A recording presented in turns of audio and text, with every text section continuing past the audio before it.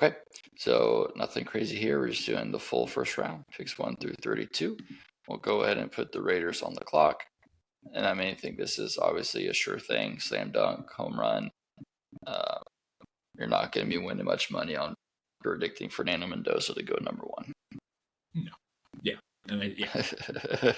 I was thinking this is probably the easiest number 1 pick since Joe Burrow, right? I felt like Cam Ward was a slam dunk at 1 2. I don't think that was. Yeah. Was there anybody else that we actually thought that they were considering? Maybe not. Maybe not. Like what? Maybe I guess. Like not another quarterback. I guess I had a lot of different opinions on Cam Ward than Sure. He wasn't my wider. He wasn't my quarterback 1. I thought the Titans could. I think Cam Ward was the pick. You're right, but I think this is. I don't think it was as locked as this. I meant Mendoza was the pick before the playoffs. Yeah. He's been the pick for the longest time. Yeah. Ever since I think he won the Heisman, it was like, okay, locked in. Yeah. All right, and the draft starts at pick 2. Now with the Jets, I'm curious with the Jets because obviously, technically speaking, it doesn't matter. They can do whatever they want because they essentially have the number 1 pick, right? Because Mendoza's gone, right? So they can let out all the draft stuff they want. I mean, they keep releasing mock drafts of who they're taking. The last one they took was Arvell Reese, which is somebody already being mocked to them. So the only thing either is they're just like kind of saying like, yeah, this is kind of what we're going with, or it's like, hey, this is kind of who we want. So if you want Reese, you're gonna have to trade up with us and get him because we're kind of publicly saying like this is kind of who we're gonna get. So if you really want him, like call us and make a deal. Which is fine. I can respect that, right?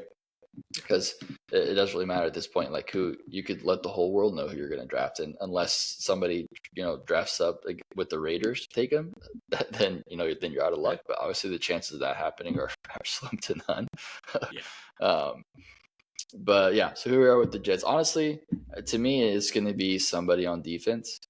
They've got rid of a lot of their defensive players so far. I'm fine with Arvell Reese. I think that makes sense. Or if it's like a edge rusher like David Bailey or Bain, to do that. But I think defensive-minded head coach, he's really got to prove to the brass that he can coach a defense. So I think he's going to go after the best defensive player that he thinks is available. Obviously, that will depend on them.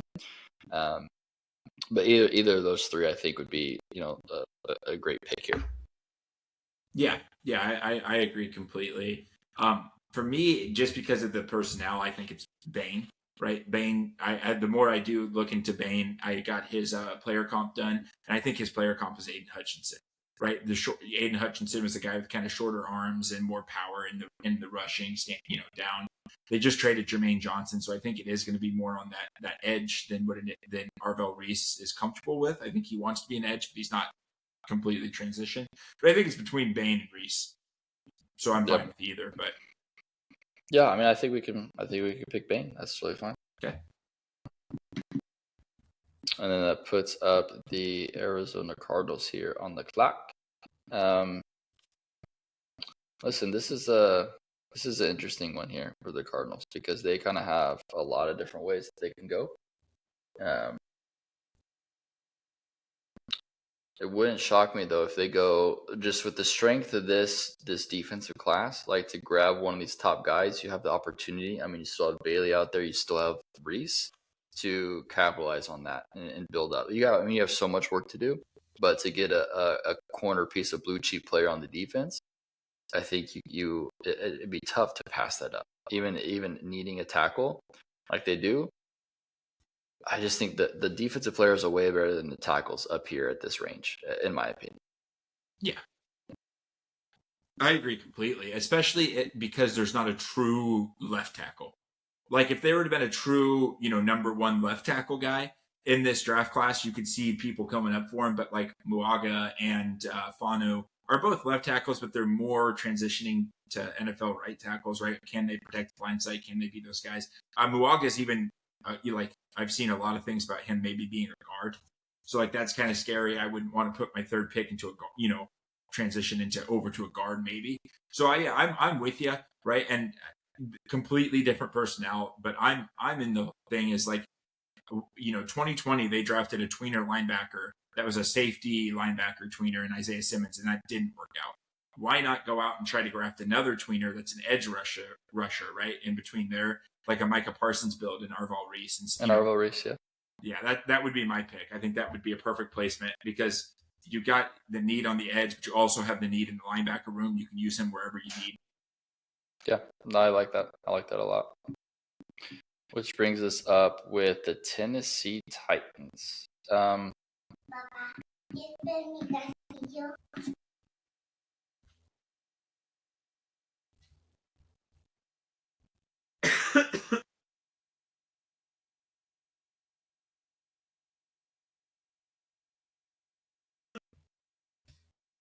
Yeah. All right, for the Tennessee Titans, go ahead and give us your thoughts here on what they should do.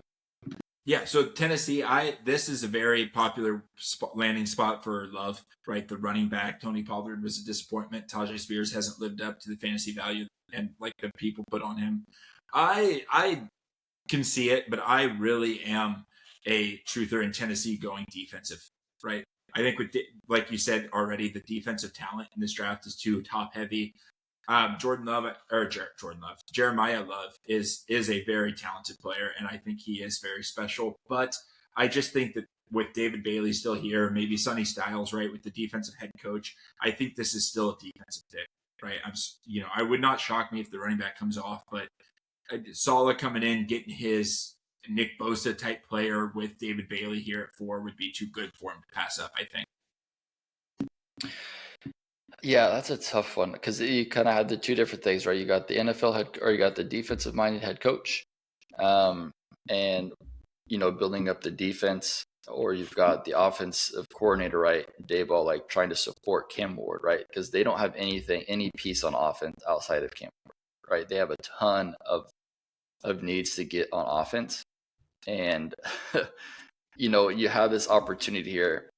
I'm trying to just because I don't value the running back position this high in the draft, I'm trying not to have that have that deter me from mocking Jeremiah Love to the Titans. Just because I think, honestly, yeah, he is a great player, and he provides that weapon for the Tennessee Titans. So I think that could be in play. I'm not even shocked if a wide receiver is here. I really have no idea why I'm not seeing a lot of mocks for wide receivers here for the Tennessee Titans, considering the fact they don't have anybody. In this, the top wide receivers that we have here are so great, and they're not even being mocked to the Titans because they're either going Love or defensive player. So that was kind of shocking to me, from all the draft analysis. But yeah, I mean, I think we've seen time and time again that defense wins championships, and I think you got a guy like David Bailey led college in sacks, led college in tackles for loss, coming off a monster season, getting to work with Robert Saleh, who's a fantastic defensive-minded coach, defensive coordinator, and that could be a blue chip player for years to come for him on the defense. And they, attack the offensive weapons, with their next picks. I like David Bailey there. Yeah. Which brings the New York Football Giants. Listen, with the Giants here on the board,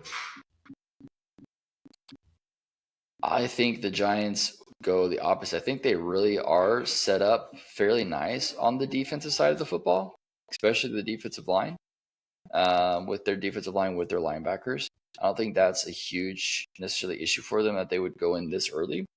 I'm looking at wide receiver, Chase. Right now, how we have it, they would have the first wide receiver off the board, give Jackson Dart, who had a phenomenal rookie season, give him another weapon, right? Malik Nabers coming back from the ACL injury. You already have Malik Nabers. You could come in and bring in Carnell Tate. You can have Carnell Tate, Malik Nabers, two future top 15 wide receivers in the league for the next 4 or 5 years, potentially. And with Jackson Dart, just supporting him there.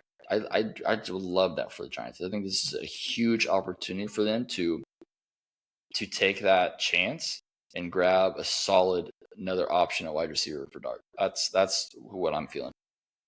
Yeah, no, I don't know why I wasn't even thinking that, right? Malik Nabers, they're good. They're going best player available or weird position that Harbaugh does. And then thinking about it, your breakdown, that would be awesome, right? Just get get Dart all the weapons you can and just let him run that offense. I love it. I'm all for Cornell Tate suiting up for the New York Giants. Let's do it. Big Blue. Which brings us with the Cleveland Browns. So the Cleveland Browns, this is where I'll tell you where I'm going at with the Cleveland Browns. And you can let me know if you're with me or not. Obviously, the Cleveland Browns have 2 picks. And I'm thinking they're going to have to do 2 different things, right? They need a wide receiver and they need a tackle. We've kind of talked about this. You've already mentioned it here in this mock. The offensive linemen here are not very left tackle-like, right? You look at Fano. You look at I always botch his names. Mwaga. Yeah. Mwago, like, yeah. I mean, those guys, right tackles, even guard, like, not for sure. Like, the top offensive lineman that's a left tackle is Monroe Freeling. Now with the Browns, there's 2 different options. Either you get this, you have the pick here, you get him, you lock down your left tackle, you address wide receiver at pick number 24 at 24, or there's opposites. You can grab one of the top wide receivers remaining here at 6, and then take your chance to see where you get at 24. Maybe you trade up a little bit to grab you have to move up a little bit to get Freeling. Maybe you're comfortable taking one of those other guys. Like, it's a gamble, and I just don't know if you can. The Browns, man, it's just a gamble every time they come up in conversation of what they're going to do.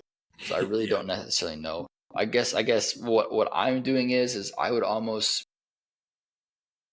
It's tough. My mind is saying do the right thing, protect Shedeur, draft Freeling. But then I'm also on it's the Browns. They suck. They're always going to suck. Let's just throw caution to the wind. Let's say screw it and let's grab a receiver here for Shedeur and hedge our bets. So that's where I'm at. You can let me know if you're on the more reckless side or the more football-minded mindset with taking Freeling here. I won't fight you either way. I'm leaning more towards Freeling just because I think that's a smart thing to do. Yeah. I agree. It's a smart thing.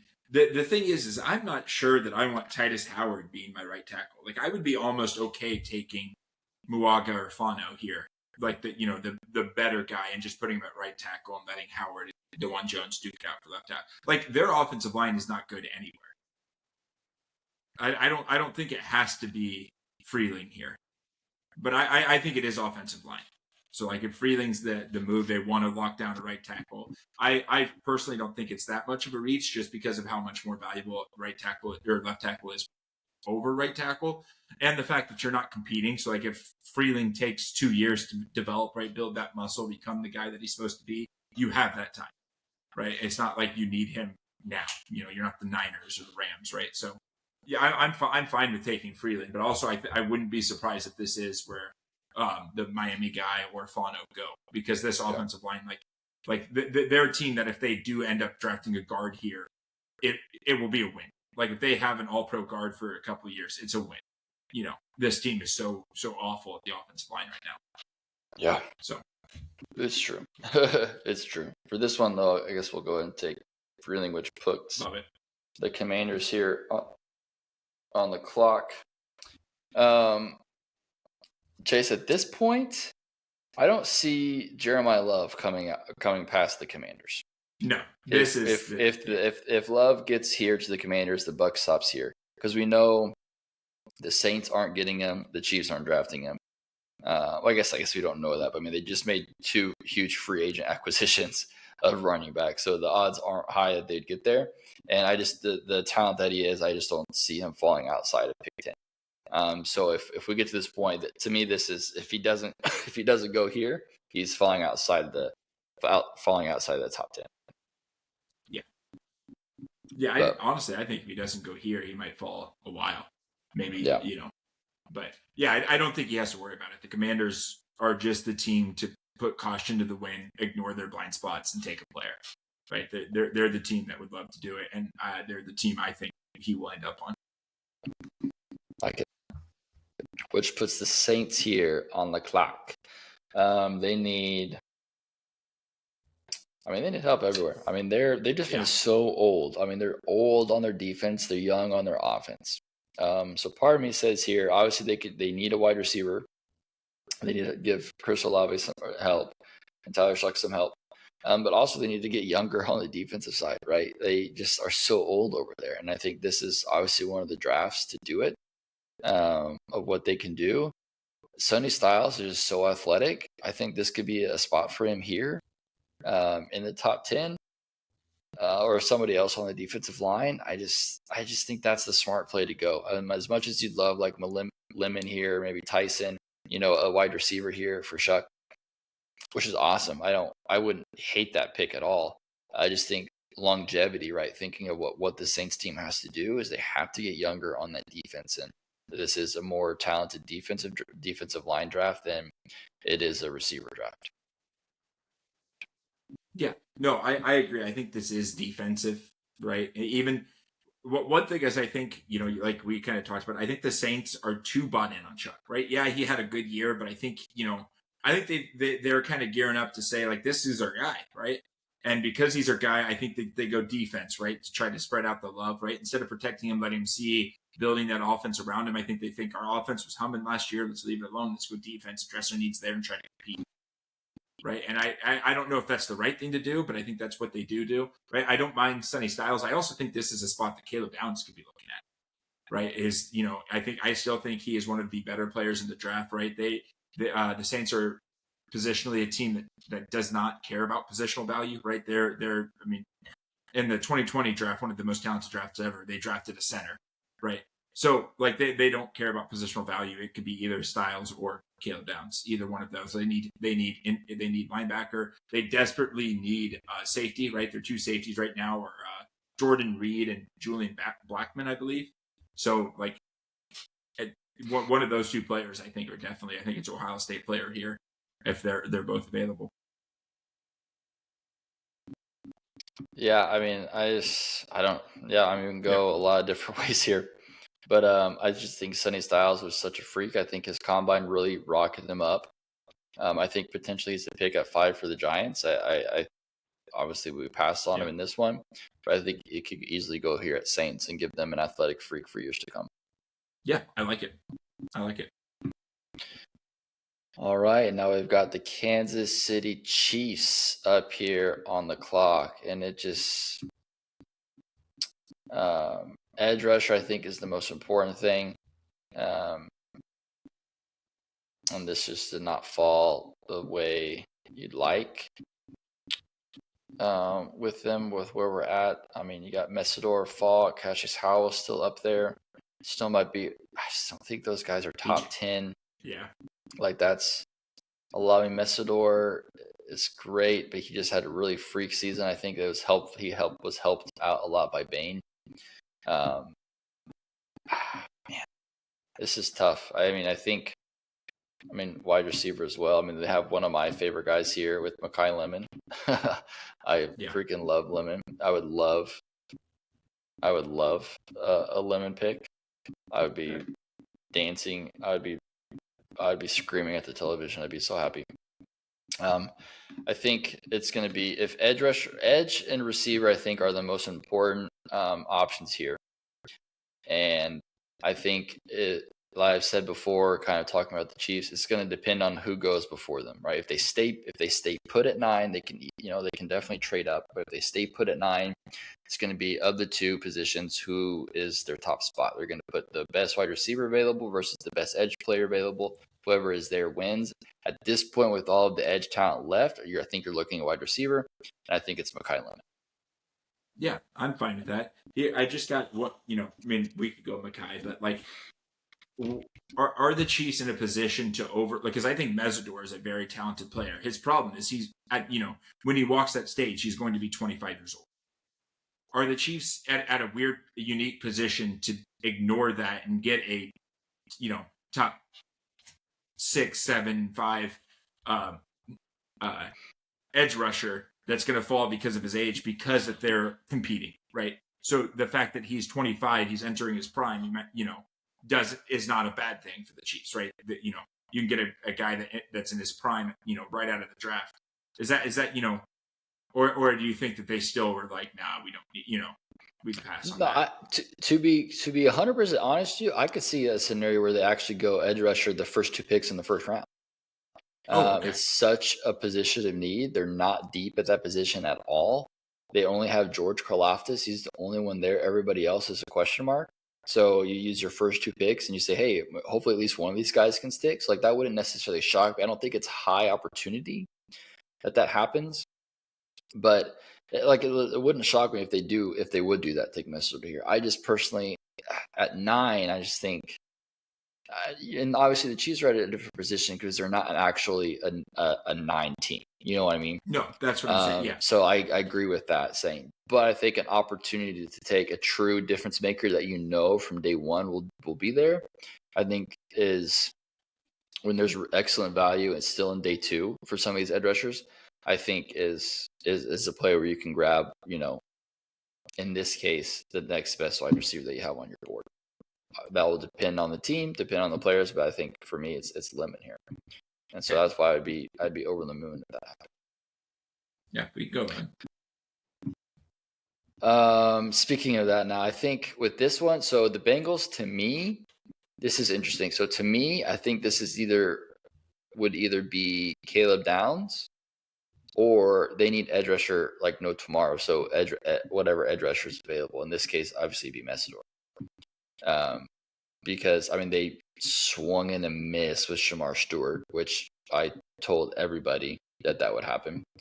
So I wasn't shocked when that did happen.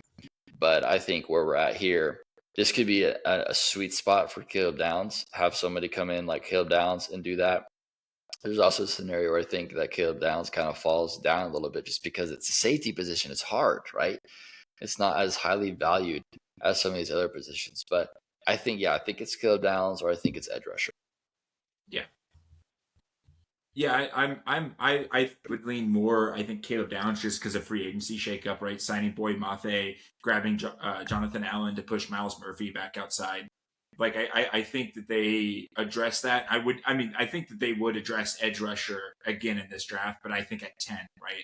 For a team again that hopes not to be at 10 again, right? That would be a shame to have to draft edge twice in a row, right? To put that much capital into an edge player, right? Especially after signing a free agent like Boyd Mafe. The other thing though is you're not even thinking of the tackle from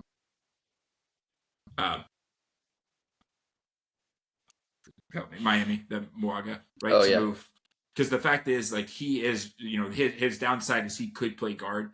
The upside to the Bengals is if he doesn't work at tackle and you stick him at guard, you're still protecting Joe Burrow, right? Which has been their Achilles heel the past couple of years, right? I don't think tackle is really into play here, but just the fact that he is falling, he's going to fall out of the top 10. I think that would raise some heels. I think it's easier to stomach drafting a potential all-pro anywhere on the line than a safety at 10. Yep. Yeah. So it's tough. Either one of those. I just like they don't have the tendency of doing that. The Bengals do, and I think that a star player like Caleb Downs falls to them here. I think that they would do that. Yeah. Yeah, I'm fine with that. Okay, which puts the Miami Dolphins here on the clock. Now, this is where I would say, they got 2 picks here in the first round. They obviously need help at a lot of different places. Obviously, they've shipped off all their players the past couple of years. Brought in Malik Willis. They traded George Pickens. They're, released Tyreek Hill. Like, they're depth anywhere. So I think wide receiver is a huge need, obviously. I think offensive line, though, is another huge need, right? You want to protect Willis. And I think, honestly, there's two things. I think the Dolphins are one of the 4 teams that are primed to pick first overall. And so they have a decision to make when they're wanting to draft their quarterback of the future in next year's draft. Do they want to set him up with protection, or do they want to set him up with a weapon? And I think with having 2 picks this first round, you're able to kind of give them both. And at this point, I think you could grab the guy out of Miami, Francis Muoga, and give him up to be a tackle. Austin Jackson is only under contract through the 2026 season. So Muoga probably won't, be your right tackle this upcoming season, but he could play guard. He could be there at the guard, and then kind of like we said before with the Bengals, either he could stay there or the next following season he could kick out to be his natural position as a tackle. But you'd have somebody with experience, have one of the top offensive linemen here in the draft at pick 11, and you take wide receiver at pick 30, and that way you're setting yourself up, this year for some rookies to get some experience, but you're setting yourself up even better for next year for whoever your quarterback of the future is going to be. Yeah, I think that would be a smart decision with them too. Another thing I could see them doing is cornerback, right? They literally have. I'm looking at their roster right here, and I don't even know Darrell Baker, Alex Austin, Jason Marshall Jr., Dante Trader Jr., Lonnie Johnson Jr. Those are their starting defensive backs. Those are rough. Like, those are really rough. So I could see that. But also, Heffley ran a system last year with almost no defensive talent in the cornerback room, right, in Green Bay, which I know personally. So I could see him doing that again. Does he ignore it? Does he not need it? They made the playoffs without it. Yeah, I think also with Muoga falling, right, that's a premier talent, someone that has been mocked everywhere from 3 as high as 3, right? So that would be interesting decision to make, right? The guy that McDaniels traded up for last year, and Jonas Savania, or the guy from Arizona that they traded up with, was absolutely horrible at guard. One of the worst rated players at guard. But you traded 2 second-round picks to go up and get him early second round, right? Kind of the same thing that the Patriots have. Do you move off of him? Maybe you just move him over to right guard and let Muoga play left guard. I'm fine with either, right? Going cornerback or defensive or offensive line, right? And I think with Muoga, right, him getting projected to be the 3rd overall pick, falling now all the way to 12, right, or to 11. 12. No, 11. I'm sorry. That would be a shame if he fell any farther. Yeah, I like it. All right, and the Dallas Cowboys with their first pick are up here on the clock, and they just defense, man. The best defensive player on the board here is what they desperately need. I mean, obviously their secondary was terrible. They didn't really have a pass rush after they traded Micah Parsons. Now's an opportunity here to fix it. To be honest, it wouldn't shock me if both picks 12 and 20 are on the defensive side, because that's how bad they were on defense. And so you can kind of take your pick here, what they want. They want to go defensive back. They want to go linebacker, defensive line. It's kind of, I think, best player available type of thing here. Yeah, and I'm a little higher on one player in particular I think would be perfect for them is Keldrick Falk, right? He's the type of player that they desperately want there, right? I mean, as Jerry Jones was trashing Micah Parsons all offseason last year, his problem with Micah Parsons is he didn't stop the run, right? He was a good pass rusher, but he was unplayable in running downs. That's what, Jerry Jones' exact words. Keldrick Falk gives you that 8-sack season while also setting an elite edge and being a guy that can stop a run, right? He's not a flashy pick. I don't know why Draft Twitter hates him all of a sudden. Like, he was really high on the draft board, and then all of a sudden, like, I've seen, his name get left off of first-round mocks. This is a guy that I think would be perfect for the Cowboys, right? Especially, right? Because trading for Rashawn Gary, right, is not influencing my draft, right? I'm not counting that as a quality starter next year's season. Right. So I think that could be it. Mansour Delane's still here, right? His pro day ran like what, a 4.38? Is that what I seen? Like, that's insane. That's pretty fast, absolutely insane. Yeah. So I could see Jerry Jones seeing that, drooling over that, picking him there, right? Bland is still here. They gave Diggs the boot last offseason, but you got Bland. You drafted Revel in the second. So like either way, Keldrick Falk or Delane, one of the two, I think would be the pick. Yeah, it's tough. If I had to say, I'm leaning more to Falk. I agree. I value. Sorry, no. I value an edge rusher more than I do a DB. just by the nature of the position. Like if you can get after the quarterback, you don't even need a defensive back because he's going to either be sacked or throwing the ball away. And we still have pick 20 to see, what happens. There's a couple, 3 or 4 guys in here that could be impactful at the cornerback spot. And you're only, 8 picks away from that. The likelihood of all of those being drafted is pretty far. Yeah, and even if a run starts to go, you kind of have some ammunition. You maybe move up a little bit. So I'm fine with taking. I shouldn't say I'm fine with taking Falker just because I don't have that high of evaluation on him. Pick 12 is kind of rich for me, but I like the idea behind it with where the edge rushers are at. I can see it. Yeah. And I think also Jerry Jones is very social media relevant. He's tired of seeing the Micah Parsons stuff, right? Oh, if the Cowboys only had a pass rusher, they would have made the playoffs, right? Blah, blah, blah. So he goes out and just grabs his pass rusher first thing first. I think that's very Jerry Jones thing to do. All right. And the Los Angeles Rams up here at pick number 13. The trade they made with Atlanta. We kind of talked about this, the way that the draft board is falling. They have an opportunity to take Jordan Tyson here. Obviously, there has been some injury concerns, but it's no doubt that Jordan Tyson is an absolute stud at receiver. And, you still have Davante Adams. You still hopefully have Puka Nacua. Like, this could be, if you get over, they've addressed defense in free agency. That's not a concern anymore. For the most part, let's add another fun weapon for Matthew Stafford. They can ride off in the sunset together and win a Super Bowl and be set up in the future after Davante Adams retires. So I like Jordan Tyson pick here. Yeah, no, I do too, right? I think this is a match made in heaven. If he can stay healthy, Sean McVay could do wonderful things for Jordan Tyson's career. All right, and the Baltimore Ravens with a new head coach. They're starting a new regime at quarterback, taking Carson. No, I'm just kidding. Oh, gosh. I would die, dude. That would be absolutely insane. The Baltimore Ravens. This is another interesting one here with the Ravens because they can go a lot of different ways here. I think though it's not a sexy pick, but it wasn't a sexy pick when they picked Tyler Linderbaum either, and he became one of the best centers in the league, and offensive lineman league got paid handsomely for it here in free agency. I think the Ravens are a team that can stick to success and keep doing that. And so it wouldn't shock me if maybe they take the guy out of Penn State.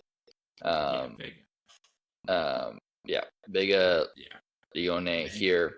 It's not sexy, but it's smart. It's something that the Ravens historically have done. And I know they have a new head coach, but they don't have a new GM. And this GM is an experienced GM in this league. He's built up a very talented roster. Just unfortunately, they haven't been able to win anything with it. And this will give an opportunity to ensure that, interior offensive line is set for years to come. So that's, like I said, not a sexy pick, but the Ravens are in a position really to make a sexy pick. They've just got to do the smart thing, hunker down, and just do the usual, and that's draft a talented offensive lineman. Yeah, I'm absolutely fine. Meet a need with that. The only other thing is they're really good at capitalizing on draft slides, right? Delane is sliding, right? I'm surprised that he is still here at pick 14, right? I mean, I'm not even that high in Delane, but it seems like the NFL is. But I think it would be a disservice. I think that at that point in time, you're just picking a guy to pick a guy, right? The best available, right? I think Vegas, you're definitely your bigger need.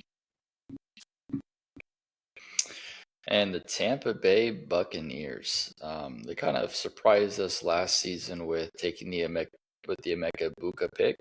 Obviously, this offseason, they've, Mike Evans has left. And so there does kind of fill in some need there. But their defense was just so bad last season. I don't know how you can neglect the defense again and not pick up somebody here. Yeah, I agree completely. The only other item I see that would be tempting would be maybe Kenyon Sadiq at tight end, like giving Baker Mayfield a fun receiver. But like I said, they did that last season, and it didn't really. It looked like it was great for the first five games, but they were still having to call back. Like 5 comebacks in a row to start off the season, right? Because their defense was so bad. I just don't think you can. And obviously, they couldn't win like that, right? It was only good for 5 weeks, and then it fizzled out, and they really struggled down the stretch. And I just don't think that they can have the luxury of kind of making that pick. So I think the fact that Akeem Mesidor is still here, edge rusher, build up the defense. I think if Mesidor is here, I think it's a no brainer for the Bucs. Over Parker, Mesidor over Parker. Yeah. Okay. It's tough. But I mean, I like TJ Parker a lot, but kind of like we said, I don't know, it's kind of vice versa. And I think TJ Parker could definitely it could go up here. Obviously, it will depend on them, but Akeem Mesidor, I think, is just, I don't even think, kind of a coin flip for me. Like, I wouldn't fight too hard or anything, but I just think coming out of here, this draft process, I think Mesidor is just ranked a little bit higher than TJ Parker is. Yeah, I guess. Yeah, and maybe it's something the NFL GMs won't care, but like 25 by draft day, not even like, I mean, he'll be 25 walking this. That is crazy. Like, especially when some of these, rookies are coming out as 21-year-olds, But, yeah, so I'm fine with it, right? And maybe they do, because to me, if you're going to draft Mesidor, you're planning on competing in the next couple of years, like for Super Bowls, right? Because you're not giving Mesidor a second contract at 30.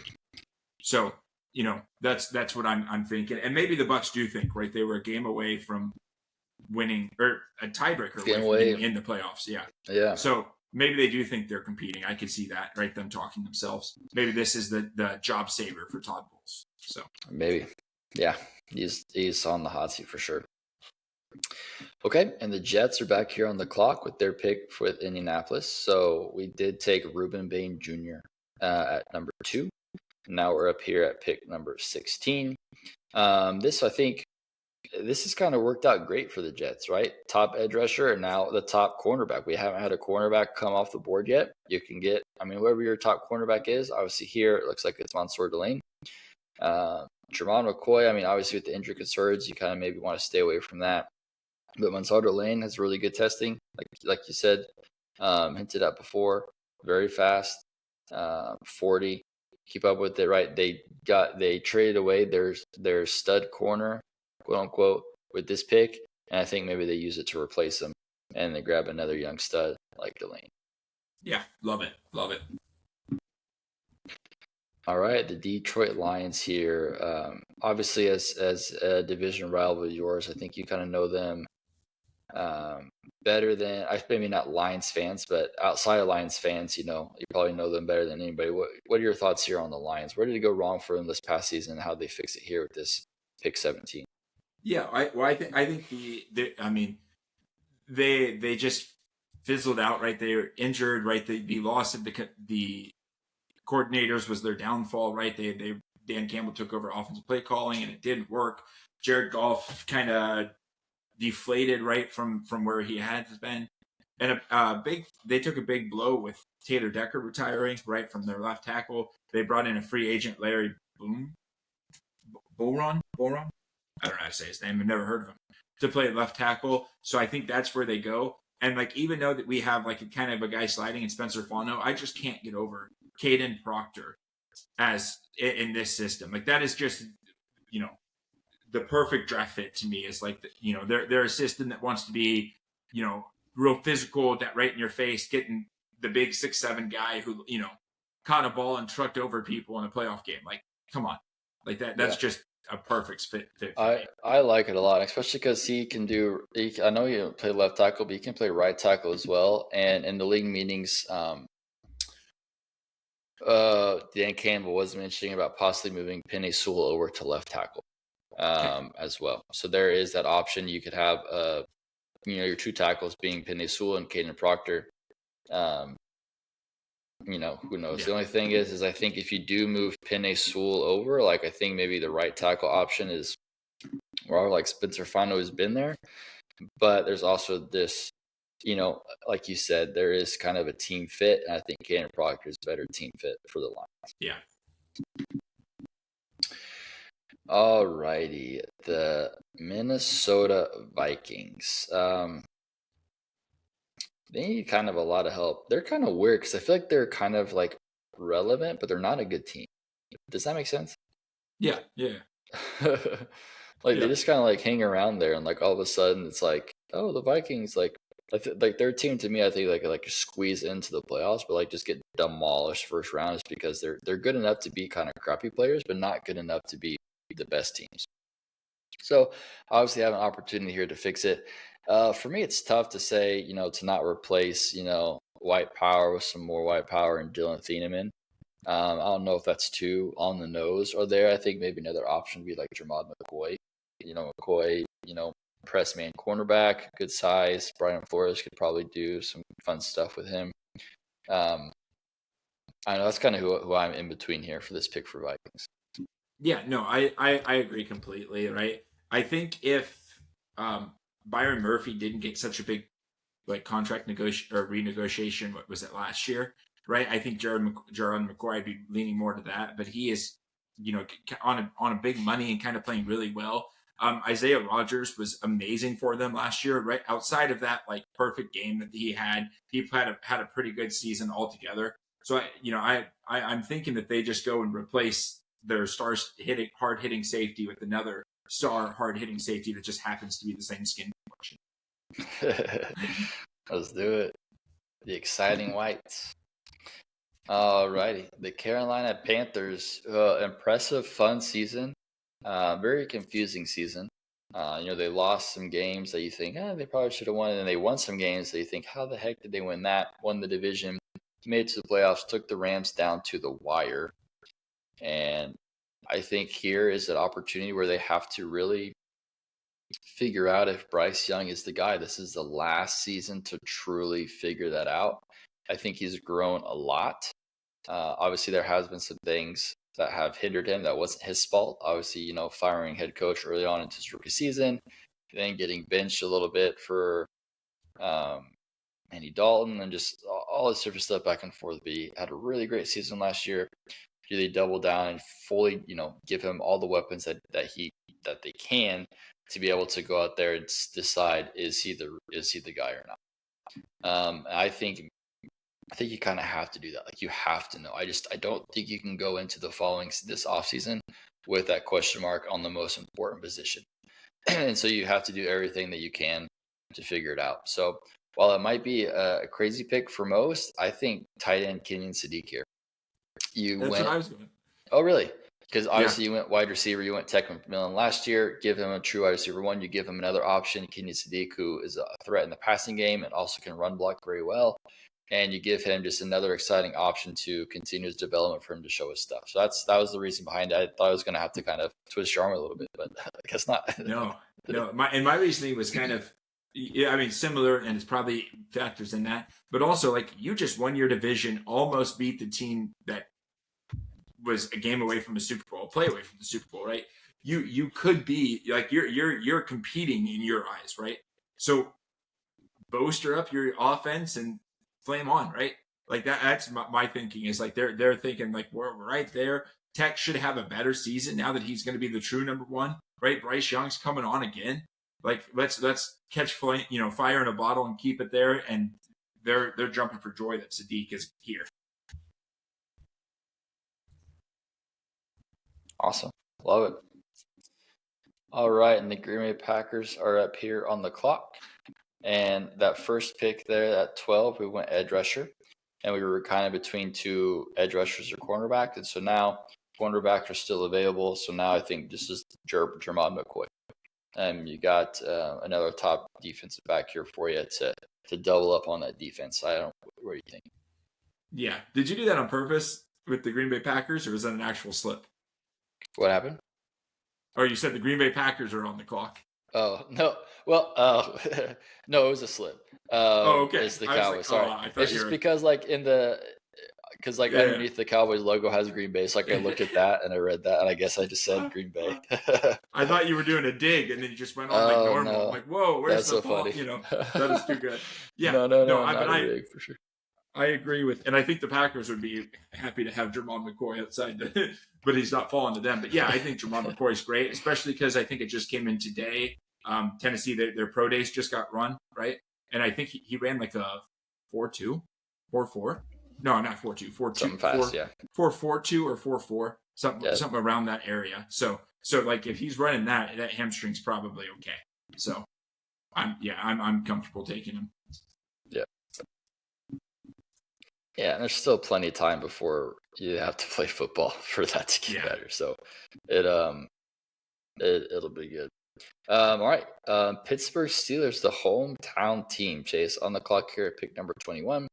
They've got a lot of different things that they have to do. At this point, where they're at here, I don't know if Spencer Fano would get past here with their need on the offensive line. It could be wide receiver, but they've really taken care of that, obviously, in the past off seasons, right? Making the trade for DK Metcalf, doing the deal with Michael Pittman. Receiver kind of there. They need help on the offensive line. They need help on defense. I think when we did our individual mock draft for the Steelers, we went defense here, if I remember. But with Fano falling here, I mean, you need help at all places on the offensive line. I think that you kind of lucked into this. With the way the draft board has fallen, I think Spencer Fano might be the pick here. Yeah, I'm fine with that because I think Fano is another guy that if they need to, they can move him inside. They want him to start right away. So I definitely think that could happen because, like, as much as Roderick Jones was a problem last year, you put a first-round pick in him, you put a first-round pick in Fanu, right? That guy. So, like, putting another first-round pick in a tackle would be rough, but you're not reaching for Brogdon, and Vega's already gone. So I think Fanu, you grab him, shuffle around, see if he can stick it. You know, if he can't, then he becomes your tackle, and you just part ways with Roderick Jones. It's not the worst thing in the world. So yeah, I don't hate that, especially because it slid here, right? I mean, that's the guy that's sliding. You capitalize on those. Yep. All right, we got the LA Chargers here at pick number 22. Yeah, Chargers could go a variety of different ways here. What are your thoughts here on Chargers? Yeah, the worst part about the Chargers is their biggest draft need is just to stay healthy. Right, their offensive line was awful, but their offensive line was awful because they lost both of their star tackles. Like they have two of the best tackle, probably I honestly say the two best tackle combo in the league with Slater and Holt, and they just never played on the field together.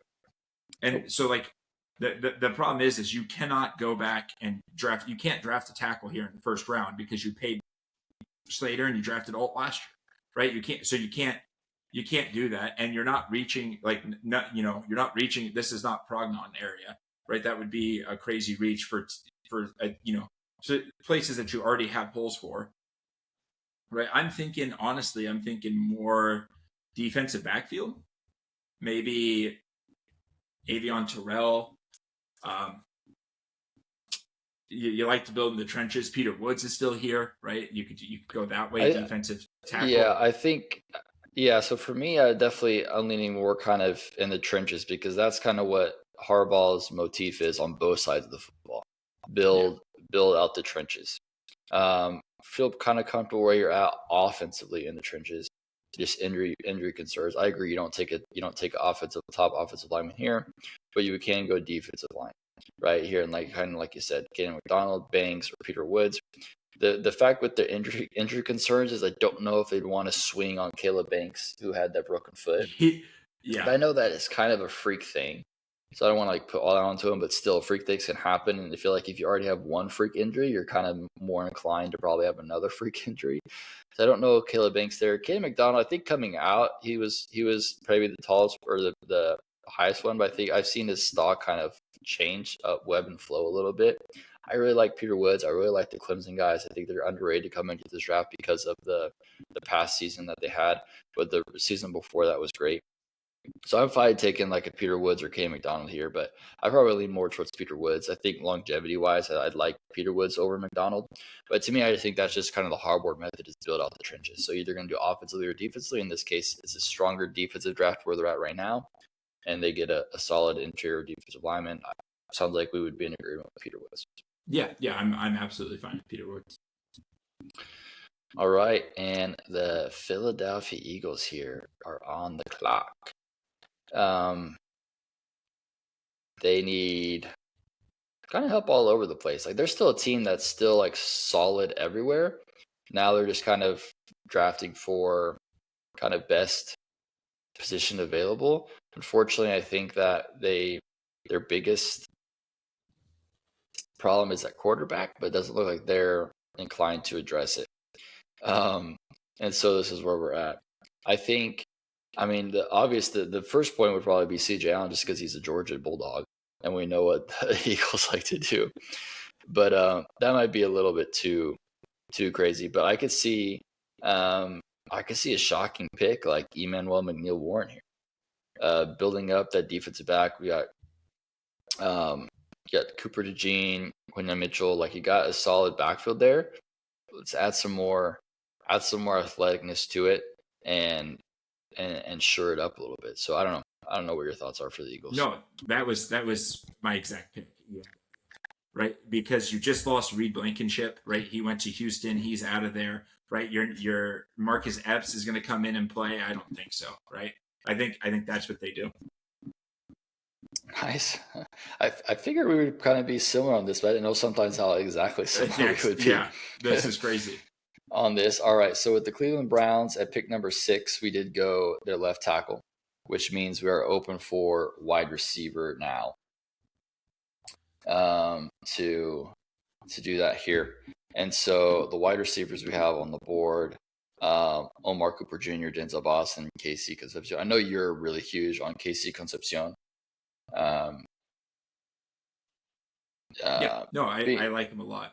I've been keeping it under wraps because we haven't done our final rankings, but I am very big on Omar Cooper. Oh, you okay? Perfect. Yeah, I'm definitely more big on Omar Cooper than I am with Concepcion, so I would go Omar Cooper. Omar Cooper for sure. I love. We've got development here with Shedeur. We got protection on the offensive line. We got a new receiving weapon. I think that'd be a phenomenal draft for the Browns. And the Chicago Bears are back here, and their needs are kind of more on the defensive side, right? They've done a lot ever since Ben Johnson took over. They've done a lot of work offensively on the offensive line, receiving. They've really transformed the offensive line in such a short time. It's been very impressive. Now they got to work on the defense and get defense a little bit better. As you were kind of watching them, I know you played them, 3 times this year? 3 times. As you were kind of watching those games, like, what stood out to you, kind of their weaknesses on the defense that they should address? Yeah, it's pass rusher interiorly, right? The interior pass rusher is something that the Chicago Bears are kind of known for ever since they had William Perry, and then I can't even think of who the guy that tortured Aaron Rodgers, but he played for the Eagles too, but he's better on is it Hicks? Do they have Akeem? No. Akeem Hicks is a person, but maybe they not. had. Oh, yeah. Was it Akeem Hicks? Real big nose tackle type of guy. So that's kind of, when I think Chicago Bears, that's kind of where my head goes, right? Linebacker, D tackle, and there happens to be a real big D tackle. It's kind of falling to them. I think maybe they overlooked that injury in Caleb Banks. I think this is another. It's funny that I have like a perfect draft fit for all 3 of my hated rivals, right? It's and we're gonna hit all 3 of them. That's crazy. Yeah, but I think that would be. I like that. They'd be jumping for joy if that happens. I like that. Alrighty, and now your Buffalo Bills are on the clock. Buffalo Bills. What do they have to do to help see your precious Josh Allen reach the promised land? Yeah, I think their biggest need is the same thing as Chicago, except it's on the outside, right? I think it's pass rusher on the edge, right? I would have said wide receiver, but you already invested a 2nd-round pick and a lot of money in that wide receiver room. I don't think you could justify that. Right, I think their offensive line is fine. Obviously, quarterback, they've got the best in the business. So I'm not addressing that. But I think the pass rusher is where you got to go, right? I don't really love their defensive backs, but you spent a first and some money in that last year. So I think it's defensive line. And I have one that I really like more than the rest, but I'll let you kind of put your input in there. TJ Parker? It is TJ Parker. Yeah, no. I like TJ Parker. When it comes down to here, I like, Cassius Howell and TJ Parker, I think, are both solid options. I'm going crazy, but I do think defensive line is definitely the way to go for the Bills. I mean, they've kind of been trying to do that for the past couple of seasons with old aging vets. They need to address somebody younger and doing the right. They tried it with Von Miller, that didn't work. They tried it with Joey Bosa, that didn't work. Let's get younger. Let's get somebody who can protect the quarterback. Your pick of who it is, but I'm fine with it being TJ Parker. I think those Cleveland Guys are gonna. I just think those Cleveland Guys are gonna be very, very good at the next level, and so I'm glad with that. Yeah, and it fits better, because they did bring in Bradley Chubb. They could put Parker in the edge and use Bradley Chubb more as a linebacker system. That'll work perfectly. Yep. All right, San Francisco is up here now. This is a way, I think, to be honest, I don't really, the needs here that PFF has, I don't necessarily agree with too much. Obviously, I think offensive line is, because Trent Williams is obviously going to retire soon. So you can kind of do that. But I just don't think they're at the point here to be able to do one of these guys. Like maybe Caleb Lomu. I like Caleb Lomu a lot more than I think either of these two guys ahead of him. So maybe they can go there, but I think that might be a little bit of a stretch. Whereas, like, the wide receiver position, Chase, like they still don't have a lot of options at wide receiver. Like they really don't. They have Mike Evans on essentially a 1-year deal. Outside of that, they've got Pearsall. They got Pearsall and they've got Christian Kirk, right? That's who they signed. Did they? And then did they re-sign Jennings? No, I think he's still a free agent.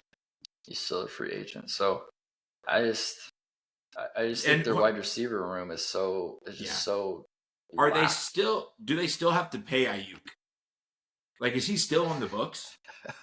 Like, I don't even know, dude. That dude just disappeared. Yeah. So gone. That would be an interesting question. They still paying? Yeah. So it is Christian Kirk. So the top 3 wide receivers are Mike Evans, Ricky Pearsall, and Christian Kirk. So to me, I think a wide receiver. I mean, that's really who you want to bring into this season, a wide receiver. Like, I don't know. I'm just looking at I don't know. I'm looking at Casey Concepcion here, Denzel Boston here. Like, those are options to be able to add more firepower there. And so I'm fine with either of those. I think maybe Concepcion would be a better fit as far as the 49ers go. I think Mike Evans is kind of what Denzel Boston could possibly be. But Casey Concepcion is good as well. So I don't know. That's kind of where I'm thinking is. I'm thinking wide receiver here. I just disagree with these needs. Yeah. I mean, if Afanu or I'm a little higher on Blake Miller, maybe not, but like I think it is like time to start trying to prepare for life without Trent Williams. But I don't know if you can, if you could justify that and then bench him, when you're not that much of a contender, right? You're contending, but if you do that, you're kind of, slowly shutting that window a little bit more and more. They would have loved to have Cooper here. That would have been awesome in Shanahan's system. Out of the wide receivers left, I think Concepcion would be the pick, right? I think he is a lot better than Boston. Okay. Yeah, I agree. All right, which gives us the Houston Texans. The state of Texas best football team.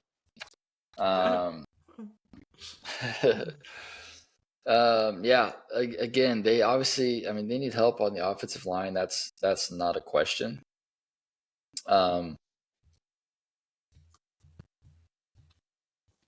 Defense, I'm not really think defensive line too much. They've got Will Anderson Jr. They just signed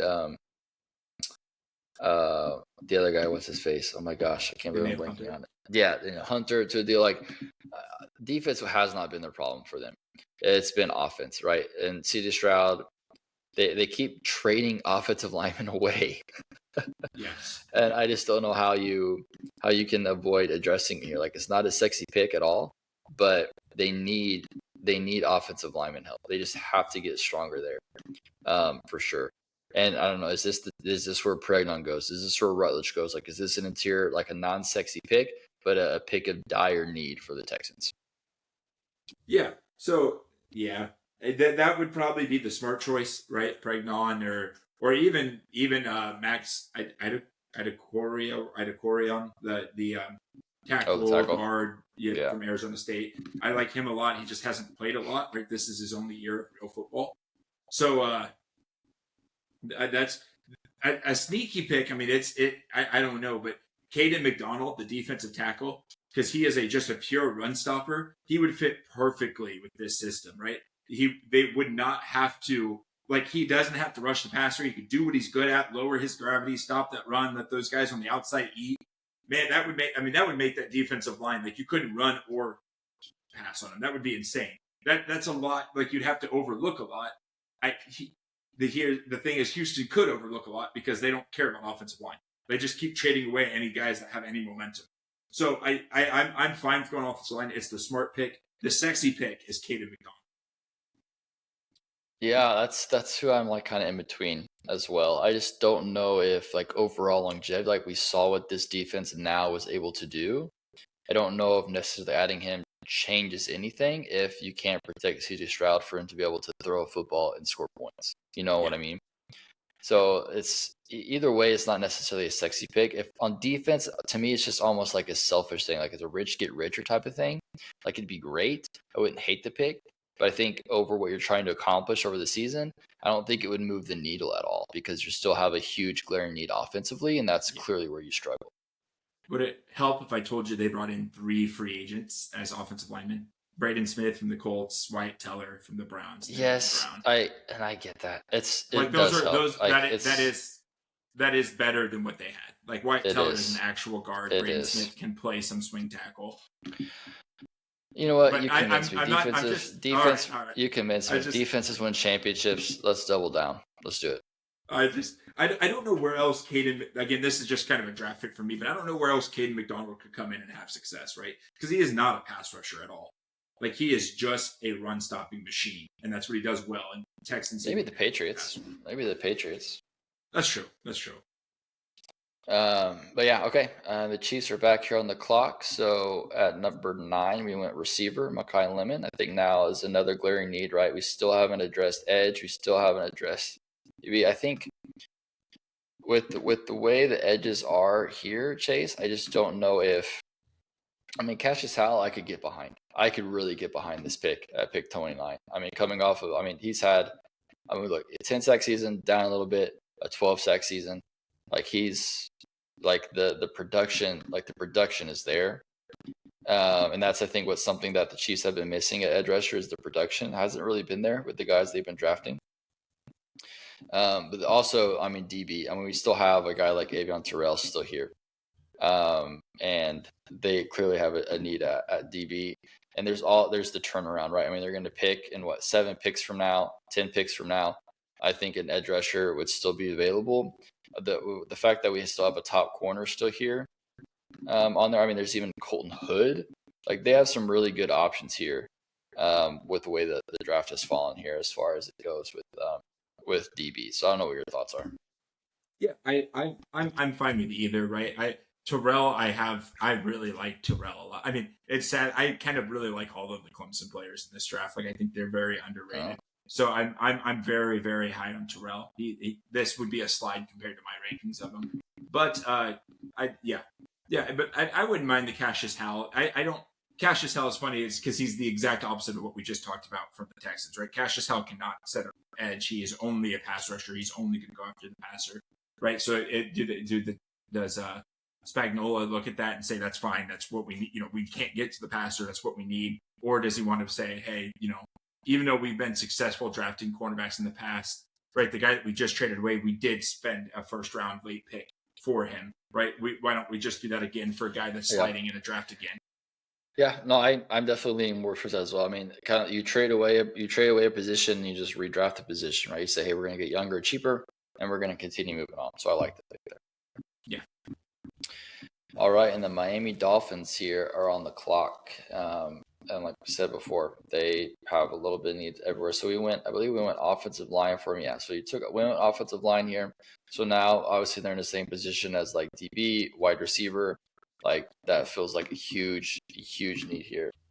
As far as wide receivers go, is there any wide receiver left here that you would feel comfortable picking at 30 if you're the Dolphins? No, all of them would start on this team, but I think I think I could get him later. Like I don't think there's much difference from Denzel Boston, Chris Brazzell, Jeremy Bernard, Antonio Williams, Elijah Surratt. Like I think all of those guys are kind of in that day 2 type of bracket. And I don't think, with positions all over the place, I don't think I'd be comfortable reaching for a wide receiver. All right, do we look at DB then? Colton Hood is up here. D'Angelo Pons, he had a freak 40 time as well. So we still got some options here at DB, which is another position of need. Yeah. I mean, I like Colton Hood, right? I did just a little bit more scouting since our individual mock where we did pick Colton Hood. You'll have to tune in to see where he landed up, but he was in one of our individual mocks. So I'm fine with him going Colton Hood, right? He'd come in. Any guy we pick here would come in and immediately be their number 1 cornerback. Like that's how bad this cornerback would miss. So yeah. I'm fine with anything. I would prefer Colton Hood over D'Angelo Pons for sure. Yeah, and I think as well. I mean, I'm just looking at their wide receiver room. I mean, they've got Malik Washington, Jalen Tolbert, Tutu Atwell. Like their receiver options are trash. So then that's just the other question is do they value receiver enough here that they take to set up for the future, or do they value on defense? And yeah, I'm with you. I think they could probably get one of those receivers at the beginning of the turn on day 2, then spend a top pick on them here and grab a top defensive talent like Cole. Alrighty, and now we've got the New England Patriots, Chase. So they made it to the Super Bowl on the back of their defense. Their offense wasn't quite up to snuff. What do we do to fix the Patriots to get them over the hump? Yeah, I'll be honest. I have no idea what to do with this team. Like this just like there's a lot of these players that played really good last year. I'm really not a fan of, right? Like I don't know. Like Christian Gonzalez is the only piece that on the defense that I would be comfortable saying that is blue chip, 100% ready to go. The offense is young. Like the offensive line's hurt, but you use so many draft picks, and you just signed, or not hurt, but that was their weak point, right? But you just use so many draft picks. You signed Elijah Barron Tucker. You do wide receiver, but then you know. Again, we just talked to the Dolphins. If the Dolphins aren't comfortable drafting wide receiver, why would you want to stretch for that, right? You signed Romeo Doubs, Kayshon Boutte is still there. Mac Hollins is still there. You got running back address that you just don't ever play. Like, I don't know what this team needs. Like, I'll be honest, I've been like trading out of this position the entire draft. So this is a weird spot. Like, nothing's falling the way they want. Maybe if I had just a random guess, I don't even know. Like, CJ Allen would be kind of a guy that I could see sneaking into the first right here. Maybe this is where Cassius Howell finds a home. But yeah, I think for me, it would be an offensive line because we really kind of saw what happened on the offensive line. That was one of the reasons why Drake May had those fumble issues, is because he's getting sacked and dropping the ball. Obviously, wide receiver is a position of need as well with releasing Stephon Diggs. What's going on there? But their defense is talented. I think kind of in the same position as it was before with oh man, I forget what team we were talking about. Where it's kind of Houston, yeah, where it's like the rich get richer type of thing, right? Whereas let's settle down and let's grab an offensive line, because Will Campbell was shaky last season. You want to argue, yes, okay, he was a rookie, that's fine. Morgan Moses on the other side, he's an old vet, like he's not necessarily that good anymore. So grabbing a replacement where you can mix and match, right? You still draft Will Campbell, maybe you decide, he's better off as a right tackle, and you draft somebody else that can come in as be a left tackle. So I don't know. So as far as here, I just really like the Utah tackles in this draft class. I think I would kind of lean more towards Caleb Lomu here. Sure. Yeah, I'm fine with that. Which leads us with the Super Bowl champs, the Seattle Seahawks. So as they look to defend their Super Bowl title, where can they go to get better? Yeah, when I did a couple mocks in comparison for this, I ended up going with defensive back every time. Not really that they need it, but they lost Tariq Woolen, right? He was the free agent that walked away, right? Yeah, I think he was probably their second biggest free agent that walked away outside of Kenneth Walker. But Zach Charbonnet, and this is not the spot to address running back, right? There's no running back that jumps up to this spot at all. So I was looking there. I don't know. This cornerback class we have, I really like Keith Abney. I don't know if he plays well in that Seattle system, right? But Chris Johnson's still here. He's a pretty big body. He might move well. Maybe in Cassius House here, maybe you just go and get that Boy Mafe replacement, that situational edge rusher that you just put in on third downs, right? But I don't know. Seattle's, kind of got the embarrassment of riches where they're just they just all clicked and they all played pretty well last season. So you can kind of shoot your shot where you want and see what sticks, right? Ernest Jones is their cornerback too, but he was playing really well. I don't have a strong opinion either way. I mean, whatever you're kind of feeling, I think I could probably be persuaded. You could be persuaded? Could you be persuaded for... Oh, no. Josiah Trotter? Linebacker. Hey, I told you, linebacker. Linebacker, yeah. Man, yeah, I mean, obviously, I think they really kind of have the opportunity to kind of pick wherever, right? That's obviously the benefit of winning the Super Bowl and picking at 32 is you pretty much have everything figured out. Like, what can you do just to get a little bit better, like not slip? So, I know running back is a need. Obviously, letting Kenneth Walker go, but I don't really think that. I mean, taking one here would just kind of be, I think, ridiculous in my opinion. When I think your defense is what got you there, right? And I think you at this point, right, you dance with the girl that you brought, right? And that's going to be on the defensive side. So now you just take, what kind of defensive side do we want? Do we want to have somebody, a DB? Do we want to have a pass rusher? Do we want to do that? Like, how do we want to attack it? And how does McDonald want to go this defense? So I'm really good with so out of every defensive player we have on the board, and this was up to you, who would you take? Yeah, I think Cassius Howell is probably my pick here, right? I mean, that's where I was feeling it actually. Yeah. I was feeling Cassius Howell as well. Okay. The more I was thinking about it, the more like they have the embarrassment of riches at D tackle or D line where they wouldn't have to play him all the time. He could be that situational guy, just come in and get the quarterback, and that's what you could do with him. So, and I think that would fit him very well. Yeah, I like it. Let's do it. All righty. Well, that is the full round mock draft 2.0 post combine or post free agents. And this is what we got, what we're looking with. So out of what we landed with, Chase, is there anything that you like? I guess is there a pick that you absolutely love, and is there a pick that you, looking back on it, you maybe regret or you wish you would have done different? Yeah, Jerron McCoy at 20 to the Cowboys. That is a crazy. I think Jerron McCoy after his pro day is probably going to shoot back up, right? And I think he's not even available at 20 if he played last season, right? They got their pass rusher. Yeah, I mean just the Dolphins, right? The out of their two picks, I'm not in love with either pick, right? With the need, right? And the thing is, they gambled taking a guard tackle with Muaga, hoping a wide receiver would get to them. It did not, right? The wide receivers kind of went hot and heavy after that.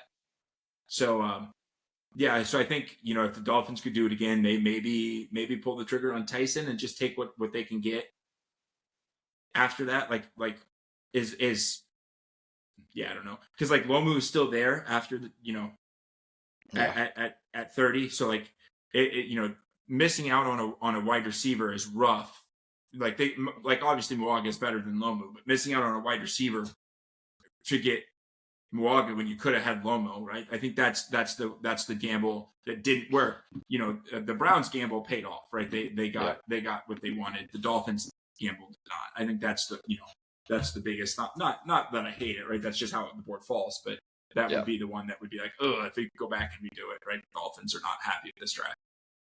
Yeah, I'd agree with that. I think that'd probably be the only one, especially with the teams with 2 first rounds, where it was kind of like, you kind of pick and choose what you value most. I think just how the board fell, we probably just aired a little bit with that one. But Other than that, folks, definitely let us know your thoughts in the comments of our mock draft 2.0.